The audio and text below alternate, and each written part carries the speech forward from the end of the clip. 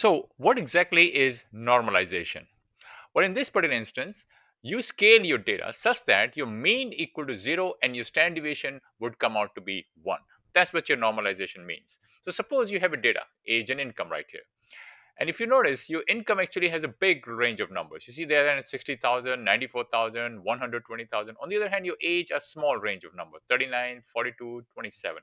You do not want one feature dominate the other feature. You do not want income dominating the age. In order to make sure that doesn't happen, you perform normalization. So after performing normalization, your data may look something like this. So age will be maybe minus 1.2, 1.4, 0.4, 0.9 for each one of these corresponding records. Likewise, your income would be something like this.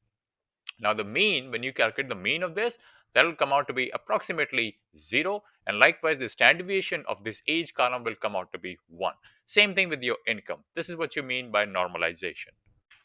Now, suppose you feed your normalized data to your first input layer, this one right here. So my normalized data comes over here. It gets to the first input layer of your DNN, of your deep neural network. Now, each layer's output, the output from this layer, it becomes input to this layer right here. The output from this layer, it becomes input to this layer.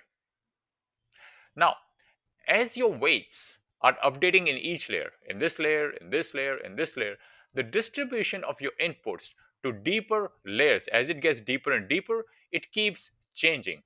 This makes your training slow and unstable, and this problem is called internal covariate shift. So batch normalization, it's a technique. It's a technique that is used in neural network to normalize the activation of your layer so that they have a stable distribution during training. What it means is this, that as your input is coming to this layer, it gets output to the other layer. And the input comes to this layer, it goes and becomes output to the next layer. Now, the output or that's coming from this layer, that output is normalized. In this layer, it is normalized. In this layer, it is normalized in the next layer, and likewise. So in this case, what you're doing, you're applying your batch normalization to each one of these activation function, each one of these A's. So A11, A2, A12, each one of these numbers. You're basically applying batch normalization to each one of these. And this is exactly what your batch normalization is all about, is you're applying batch normalization to every single layer. So there are essentially two ways to do batch normalization. Method one. In this method, you calculate Z for each neuron. That's the first thing you do. So let's say this is my neuron and you calculate your Z. And let's say the Z is Z11. And if you remember from your previous class, your Z11 would be equal to input times the weight plus another input times the weight plus B. Assuming that you only have two inputs, X1 and X2, and the corresponding weights are W1 and W2. Okay, so you get your Z11, and then what you do after you get your Z11, you normalize that Z11. And after you normalize your Z11, then you apply your activation function. So you calculate your Z11, normalize it, apply your G, and this way you will get your A11. Now, in the second method, you do the other way around. You calculate your Z first for each neuron. So let's say this is my neuron right here. First, I calculate my Z value for this. And let's say your Z is Z11 equal to X1W1 plus X2W2 plus B. Your X1, X2 are basically inputs coming to this. And then you apply your activation function to that. So after you apply your activation function, you will get your A value. And then you normalize the A value. So in other words, you get your Z11 first. That would be from this expression. Apply your activation function. You'll get your number, A11. And then you normalize this number right here. So this is your method 2. So now comes the $1,000,000 question. How do you normalize Z? Well, let's focus on the top neuron first. Let's say this is the neuron I'm going to focus on. Step 1.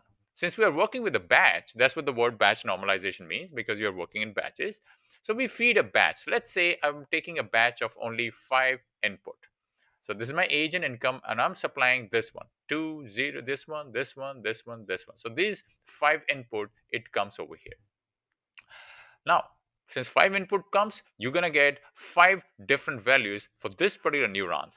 5 different z values. So let's say your first value is z111, z112, z113, z114, and z115 for each one of these inputs right here. Then you find your mean and you find your standard deviation for this data set right here. And then you apply to each zi, each one of them, you normalize that.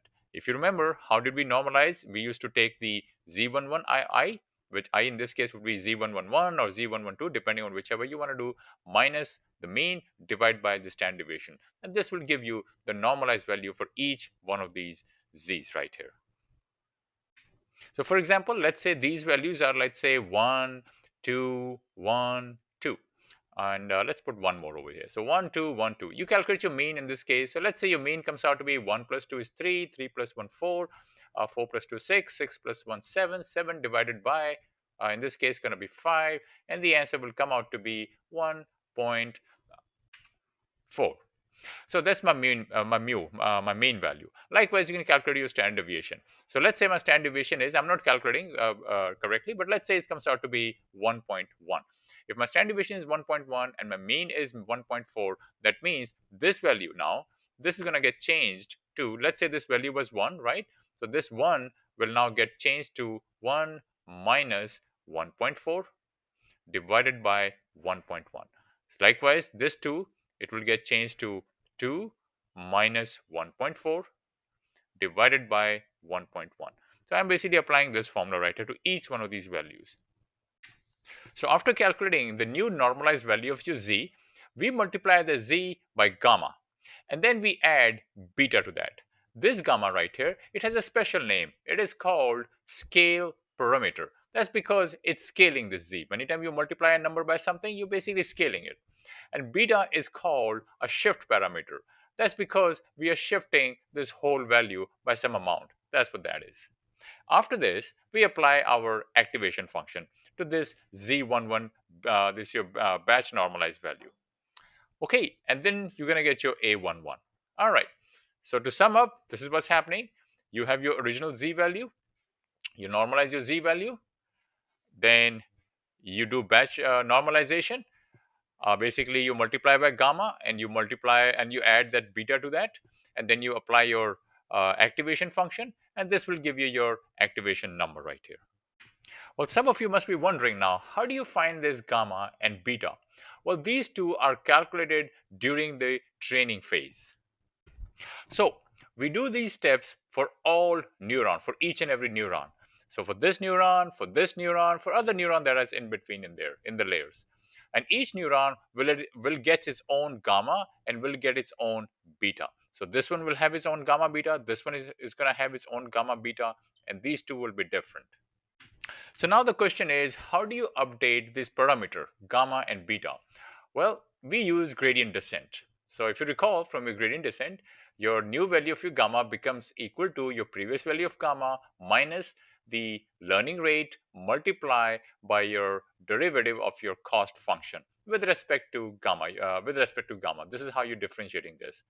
Same thing with your beta. Beta would be equal to your previous value of beta minus the learning rate times the derivative of your cost function with respect to the beta. So these are some of the following advantages of your BN, your batch normalization.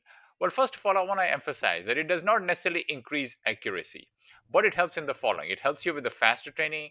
It reduces internal covariance shift. It's also less sensitive to initialization. If you recall, we started with some initialization in the beginning. So depending on what value you start with, you may actually get a different value. So it's basically less sensitive to that. Also, it helps avoid vanishing or exploding gradients. Now, there are some limitations of batch normalization. The first one is small batches.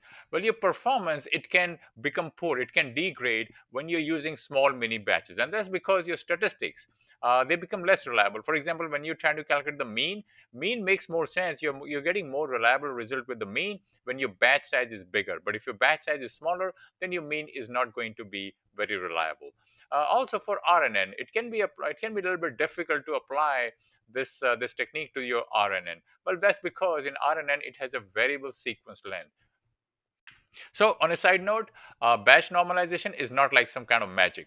On easy problems with modern optimizer, you may not see a big dramatic improvement. But If you have a deep or a poorly conditioned networks, your batch normalization, it may actually help. Well, if you don't see batch normalization helping you, that means your problem is too easy. Now I'm going to show you how you can create a model with batch normalization. Well, that's easy. Let's go with the let's create a model without batch normalization first. So I create a sequential model. I add a flattened layer. In this case, my input shape is going to be 28 by 28. Then I'm adding a dense layer right here. I'm also adding another dense layer. So basically now I have two dense layers, and then I'm adding an output layer right here. So this is the one without the batch normalization. Now I'm going to add batch normalization in this step right here, in between these two and in between these two.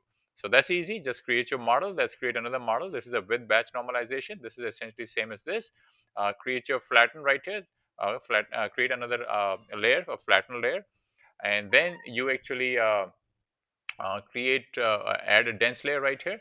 Now over here you add your batch normalization. This is the one that's responsible for batch normalization.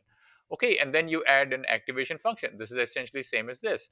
And then you add another hidden layer. So this is my model. In this case, I'm adding a dense layer, 64.